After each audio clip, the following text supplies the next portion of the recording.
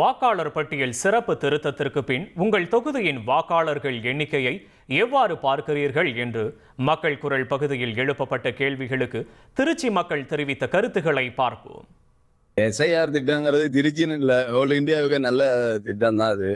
அது என்னன்னா நிறைய பேத்துக்கு இதுல அரசியல் நடவடிக்கைன்னு நினைப்பாங்க. ஆனா அது கிடையாது. இதுல உண்மை என்னன்னு பாத்தீங்கன்னு வச்சுங்களேன், இறந்தவங்களோட ஓட்டே நிறைய நீக்காம இருக்காங்க. அதே மாதிரி ஒரே ஏரியாலேயே 2 இடத்துல அவங்களுக்கு ஓட்டு இருக்கு. அந்த மாதிரி இதெல்லாம் கலைஞ்சாதான் சரியா இருக்கும். அந்த மாதிரி ஓட்டை அவங்க நீக்கும் போது இவங்க என்ன நினைச்சுக்கிறாங்கன்னா, அத மக்கள்கிட்ட தவறான கருத்தா சொல்லிடுறாங்க. நம்ம மத்திய அரசு சமீபத்தில் எஸ்ஐஆர் என்கிற இந்த வாக்காளர் திருத்த பட்டியல் கொண்டு வந்தாங்க. இந்த பட்டியல் மிகவும் சிறப்பாக இருக்கு. நேற்று இறுதி பட்டியல் அறிவிச்சிருக்காங்க. அதில் தமிழ்நாடு லெவலில் கிட்டத்தட்ட 1 கோடிக்கு மேலே வாக்காளர் நீக்கமாயிருக்கு. எங்கள் திருச்சி மாவட்டத்தில் 3,60,000 சொச்சம் வாக்குகள் நீக்கப்பட்டிருக்கு. குறிப்பாக எங்கள் கிழக்கு தொகுதியில் ஒரு 60,000 வாக்கு நீக்கப்பட்டிருக்கிறது. வரப்போகிற எலெக்ஷனில் கண்டிப்பாக கிட்டத்தட்ட ஒரு 1 கோடி வாக்காளர்கள் நீக்கமாயிரும்.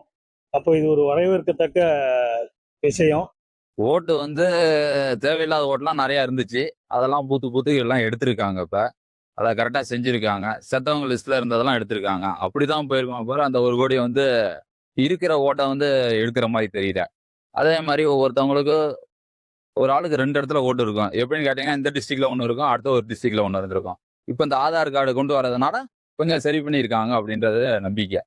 2002 2025 வரை இறந்தவங்களுடைய பட்டியல் முழுமையா நீக்கப்பட்டிருக்கா அப்படின்னு ஒரு கேள்வி.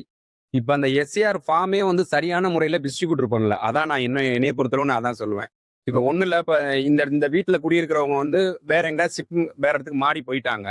அப்ப அவங்களுக்கு அந்த எஸ்ஏஆர் ஃபார்ம்ங்கிறது சரியா கொடுக்கல அப்படின்னா அவங்களுக்கு எப்படி வாக்கு செலுத்த முடியும்? இப்போ ஒண்ணுல திருச்சி கிழக்கு சட்டமன்றத்துக்குள்ள இருந்தவங்க மேற்கு சட்டமன்ற தொகுதிக்கு போயிட்டாங்க. இப்போ அவங்களுக்கு அந்த எஸ்ஏஆர் ஃபார்ம் அவங்க வீட்டுக்கு எப்படி கொண்டு போய் சேர்ப்பீங்க? இப்போ என்னன்னா, இதை நாங்க எஸ்ஐஆருங்கிறது சரியான ஒரு இதுதான். ஆனா வாக்கு இருந்தும் வாக்கு செலுத்தாத சூழ்நிலை யாரும் உருவாயிடக்கூடாது. அதுதான் எங்களுடைய கருத்து. மக்கள் குரல் பகுதியில் திருச்சி மக்கள் தெரிவித்த கருத்துக்களை பார்த்தோம். இனி செல்லும் இடமெல்லாம் செய்தி. தந்தை டிவியின் வாட்ஸ்அப் சேனலை ஃபாலோ பண்ணினா செல்ல இருக்கும் இடமெல்லாம் செய்தி. இதோ QR கோட் இப்பவே ஸ்கேன் பண்ணுங்க, ஃபாலோ பண்ணுங்க.